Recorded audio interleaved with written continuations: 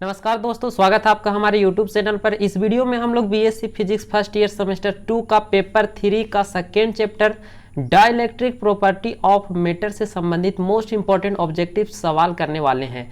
यह video physics honours और physics generic दोनों के लिए मोस्ट इंपॉर्टेंट है।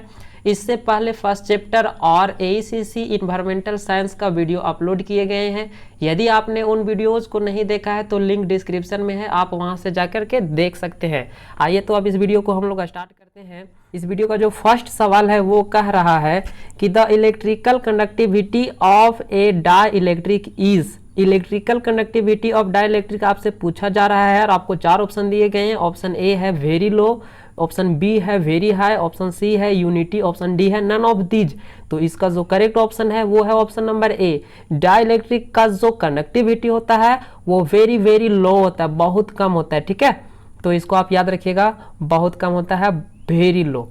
चलिए अगला सवाल की ओर बढ़ते हैं। सवाल नंबर 2 कह रहा है कि which of the following is example of dielectric. चार आपको यहाँ पर जो ऑप्शन दिए गए हैं उनमें से बताना है कि डाइलेक्ट्रिक का एग्जाम्पल कौन कौन से हैं, ठीक है, या कौन है। तो ऑप्शन ए जो इसका है ग्लास, ऑप्शन बी है प्लास्टिक, ऑप्शन सी है माइका और ऑप्शन डी है ऑल। तो डाइलेक्ट्रिक्स का आपको यहाँ एग्जाम्पल पूछा गया था, तो यहाँ इसका करेक्ट ऑप्शन हो जाएगा ऑल। ये जो ग्लास है, प्लास्टिक है, माइका है, ये तीनों डाइलेक्ट्रिक्स का ही एग्जाम्पल्स हैं, इसीलिए इसका करेक्ट ऑप्शन हो जाएगा ऑल। चलिए अब अगला सवाल की ओर बढ़ते हैं। सवाल नंबर 3 कह रहा है कि the net dipole moment in a non polar molecule is. एक नॉन पोलर मॉलिक्यूल में जो नेट डायपोल मोमेंट होता है वो कितना होता है आपसे पूछा जा रहा है। ऑप्शन दिए गए हैं चार, जिसमें से ए ऑप्शन है आपका 0, ऑप्शन बी है यूनिटी, ऑप्शन सी है इन्फिनिटी, ऑप्शन डी है नन ऑफ दीज। तो इसका जो करेक्ट ऑप्शन है वो है 0। नेट जो डायपोल मोमेंट होता है नॉन पोलर मॉलिक्यूल्स का वो होता है 0। ठीक है, तो चलिए अब अगला सवाल की ओर बढ़ते हैं। सवाल नंबर 4। सवाल नंबर 4 कह रहा है कि which of the following has permanent dipole moment. किसके पास परमानेंट डायपोल मोमेंट होता है। चार ऑप्शन आपके दिए गए हैं। ऑप्शन ए में है H2, ऑप्शन बी है O2, ऑप्शन सी है HCl और ऑप्शन डी है नन ऑफ दीज। तो यहाँ पर जो है वो इसका ऑप्शन नंबर सी हो जाएगा करेक्ट, क्योंकि HCl और H में इलेक्ट्रिक डायपोल मोमेंट होता है, लेकिन H2 और O2 में नहीं होता। इसका जो सेंटर ऑफ ग्रेविटी जो होता है वो कोइंसाइड कर जाता है O2 का और H2 का। ठीक है, H2 का और O2 का जो ग्रेविटी ऑफ सेंटर रहता है वो कोइंसाइड कर जाता है, लेकिन HCl में जो होता है वो कोइंसाइड नहीं करता है यहाँ पर, इसीलिए एक नेट डायपोल मोमेंट क्रिएट होता है, जनरेट होता है। ठीक है, चलिए अब अगला सवाल की ओर बढ़ते हैं। सवाल नंबर 5 कह रहा है कि in the presence of uniform electric field. Uniform शब्द यहाँ रहे या ना रहे, आपको इलेक्ट्रिक फील्ड लेकर के चलना। ठीक है, in the presence of uniform electric field dielectrics is क्या होगा। डाइलेक्ट्रिक्स के साथ आपसे पूछा जा रहा है, ऑप्शन दिए हुए हैं पोलराइज्ड, नॉन पोलराइज्ड, सी है मैग्नेटाइज्ड और ऑप्शन डी है इसका नन ऑफ दीज। तो जब आप इलेक्ट्रिक फील्ड के प्रेजेंस में एक डाइलेक्ट्रिक्स को आप जब इंट्रोड्यूस कीजिएगा, प्लेस्ड कीजिएगा, तो क्या होगा, ये पोलराइज्ड हो जाएगा, आपको पता होगा। तो इसका जो करेक्ट ऑप्शन है वो है ऑप्शन नंबर ए। ठीक है, चलिए अब अगला सवाल की ओर बढ़ते हैं। सवाल नंबर 6 कह रहा है, सवाल नंबर जो 6 है वो कह रहा है कि the electric dipole moment induced in the dielectric slub is. Dielectric slub में जो इलेक्ट्रिक डायपोल मोमेंट इंड्यूस्ड होता है वो क्या। इसको ऑप्शन पढ़ लेते हैं पहले। ऑप्शन दिया हुआ है directly proportional to the applied electric field, directly proportional होता है अप्लाइड इलेक्ट्रिक फील्ड का, या ऑप्शन बी के अनुसार inversely proportional to the applied electric field, inversely proportional होता है। ऑप्शन जो इसका सी है वो है equal to applied electric field, equal होता है, और ऑप्शन डी है नन ऑफ दीज। तो इसका जो करेक्ट ऑप्शन है वो directly proportional to the applied electric field होता है। ठीक है, जो डायपोल मोमेंट बनता है, इंड्यूस्ड होता है, उसका जो वो रहता है वो डायरेक्टली प्रोपोर्शनल होता है अप्लाइड इलेक्ट्रिक फील्ड के। ठीक है, तो चलिए अब अगला सवाल की ओर बढ़ते हैं। सवाल नंबर 7 कह रहा है कि SI unit of atomic polarisability is. Atomic polarisability का जो एसआई यूनिट होता है वो होता है, कितना होता है। ऑप्शन 4 आपको दिए गए। Option A coulomb metre square per newton, option B coulomb square metre per newton, option C coulomb metre per newton, option D none of these. तो इसका जो करेक्ट ऑप्शन है वो है option number B, coulomb square metre per newton होता है SI unit of atomic polarizability. अगर आपके पास नोट्स हो तो एसआई यूनिट और डायमेंशनल फॉर्मूला सभी वेक्टर क्वांटिटी का, स्केलर क्वांटिटी का आप एक बार देख लें, क्योंकि ये एक अपने आप में बहुत मोस्ट इंपॉर्टेंट सवाल बनते हैं। ठीक है, अगला सवाल की ओर बढ़ते हैं। सवाल नंबर 8। सवाल नंबर 8 कह रहा है कि the relation among electric field E, electric polarisation P and electric displacement D, इन तीनों में E, P और D, इन तीनों में क्या रिलेशन है? और आपको 4 ऑप्शन दिए हैं। ऑप्शन ए है D equal to epsilon naught E plus P, D equal to P E plus epsilon naught, और C इसका जो ऑप्शन है वो है P equal to epsilon naught E plus D, और ये इसका जो डी है नन ऑफ दीज।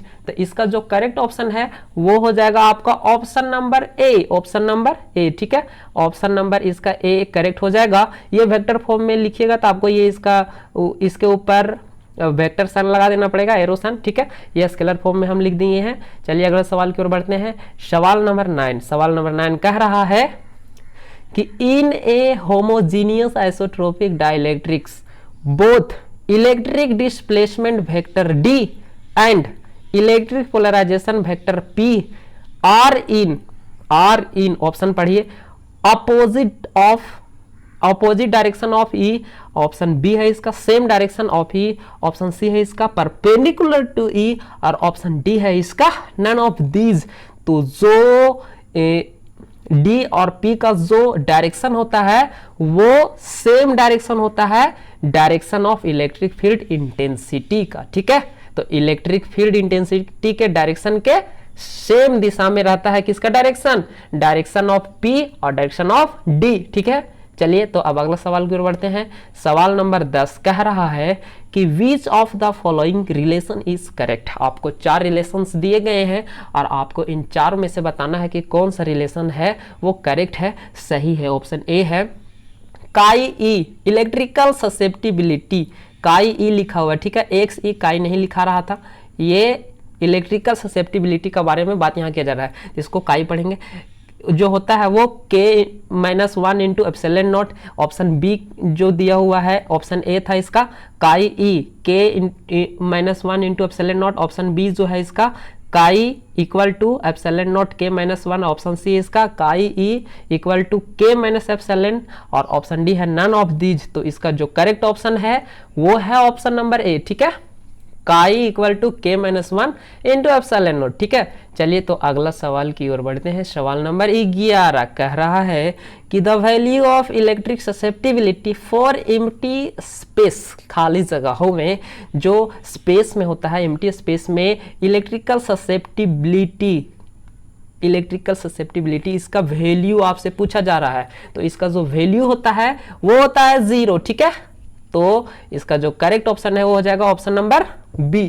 ठीक है, चलिए तो अब अगला सवाल की ओर बढ़ते हैं। सवाल नंबर 12। सवाल नंबर 12 कह रहा है कि integral form of Gauss's theorem in dielectric medium. Dielectric medium में इंटीग्रल फॉर्म जो होता है गॉसेस थ्योरम का वो आपसे पूछा जा रहा है। 4 ऑप्शन आपके स्क्रीन पर हैं, तो जो इसका करेक्ट ऑप्शन है वो हो जाएगा ऑप्शन नंबर ए। ठीक है, आप इसे ऑप्शन नंबर ए टिक करके रख लीजिएगा। यहाँ पर क्यू फ्री, ठीक है, क्यू एफ लिखा जाता है। ठीक है, क्यू एफ, या फिर यहीं पर आप पूरा लिख सकते हैं क्यू फ्री स्मॉल छोटा, इसका बेस में लिखना है। ठीक है, तो इसका करेक्ट ऑप्शन ऑप्शन नंबर ए है। चलिए अगला सवाल की ओर बढ़ते हैं। सवाल नंबर 13 कह रहा है कि डिफरेंशियल फॉर्म, अभी इंटीग्रल फॉर्म देखे थे हम लोग, अब देखना differential form of Gauss's theorem in dielectric medium is given by, वो दिया जा सकता है। कैसे दिया जा सकता है? ऑप्शन 4 है आपके पास। Option A del dot D equal to rho free, option B del dot D vector to rho free. ठीक है, ऑप्शन सी जो इसका del D vector del dot D vector equal to 0, option जो D है वो none of these. तो इसका जो करेक्ट ऑप्शन है वो है option number A, option number A. ठीक है, del dot D vector equal to rho free. ठीक है, चलिए अगले सवाल की ओर बढ़ते हैं। सवाल नंबर 14। सवाल नंबर 14 कह रहा है कि when the polar dielectric is placed in the uniform electric field the molecules tends to be aligned, ठीक है, अलाइन हो जाता है। कैसे हो जाता है, ऑप्शन दिए हुए आपको, ये direction of applied electric field, opposite direction of applied electric field, option C है जो इसका a certain angle of applied electric field, ठीक है, ऑप्शन डी है वो नन ऑफ दीज। तो जो मॉलिक्यूल्स रहते हैं डाइलेक्ट्रिक में, ठीक है, मान लीजिए कि ये आपके पास एक डाइलेक्ट्रिक है, ठीक है, और ये पोलर है, इसका मतलब इसमें पोल्स हैं, लेकिन है तो इसका मॉलिक्यूल्स पोलराइज्ड है, लेकिन उसका जो डायरेक्शन है रेंडमली है, इधर उधर है, ठीक है, कोई ऐसे है कोई वैसे है, तो इस तरह करके ये कैंसल आउट कर जाता है और यहाँ पर नेट जीरो हो जाता है। लेकिन जब आप इसी को डाइलेक्ट्रिक मीडियम को आप रख देते हैं कहाँ, इलेक्ट्रिक फील्ड के प्रेजेंस में, आप इसको इलेक्ट्रिक फील्ड के प्रेजेंस में रख देते हैं, तो ये होता क्या है कि अगर आपका इलेक्ट्रिक फील्ड का डायरेक्शन इस दिशा में है, ठीक है, इस डायरेक्शन में है, तो इसका मॉलिक्यूल का जो डायपोल मोमेंट का डायरेक्शन है वो भी उसी तरह अलाइन हो जाएगा और इस तरह फिर इसका एक नेट डायपोल मोमेंट बनेगा। इसीलिए इसका जो सही ऑप्शन है वो ऑप्शन नंबर है ए, ठीक है, direction of applied electric fields के अलाइन हो जाता है उसके अनुसार, ठीक है। अगले सवाल की ओर बढ़ते हैं। सवाल नंबर 15 कह रहा है कि for a homogeneous isotropic dielectric the electric polarisation vector P होता है, कितना होता है, ऑप्शन 4 आपके पास है, option A 0, option B equal to surface density of induced charge, option C unity, option D none of these. तो इसका जो सही ऑप्शन है वो होगा option number B. Option number B, ये जो P होता है वो इंड्यूस चार्ज का जो सरफेस डेंसिटी होता है उसके बराबर होता है, इसीलिए इसको डैश आप इसको नोट्स में देख सकते हैं, ठीक है। चलिए अगले सवाल की ओर बढ़ते हैं। सवाल नंबर 16 कह रहा है कि the value of dielectric constant K for all dielectrics is, कितना होता है फॉर ऑल डाइलेक्ट्रिक्स आपको बोला जा रहा है। तो ऑप्शन ए है लेस देन 1 होता है, ग्रेटर देन 1 होता है, इक्वल टू 1 होता है या नन ऑफ दीज होता है। तो जो ये आपका K है, K जो है वो क्या होता है, इसका formula K equal to 1 plus electrical susceptibility, ठीक है, और इसके नीचे हो जाएगा एप्सिलॉन नॉट। तो देखिए 1 और इसमें समथिंग ऐड हो रहा है तो इसका ग्रेटर देन 1 हो जाएगा, ठीक है, ग्रेटर देन 1। चलिए अब अगला सवाल की ओर बढ़ते हैं। सवाल नंबर 17 कह रहा है कि the value of dielectric constant K for empty space में कितना होगा। देखिए अभी जो फॉर्मूला हम लोगों ने लिखा था K equal to 1 plus electrical susceptibility by epsilon naught. तो ये जो एप्सिलॉन नॉट है ये डिवाइड करेगा किसको, इलेक्ट्रिकल ससेप्टिबिलिटी को, और इलेक्ट्रिकल ससेप्टिबिलिटी का जो वैल्यू होता है फ्री स्पेस में, एम्प्टी स्पेस में, वो होता है 0। तो आप इसको 0 कीजिएगा, इलेक्ट्रिकल ससेप्टिबिलिटी से भागा दीजिएगा तो ये पूरा टर्म 0 हो जाएगा, बचेगा K इक्वल टू 1। तो इसका जो करेक्ट ऑप्शन है वो हो जाएगा ऑप्शन नंबर ए, ठीक है, इक्वल टू 1, ठीक है। तो फिर मिलते हैं नेक्स्ट वीडियो में।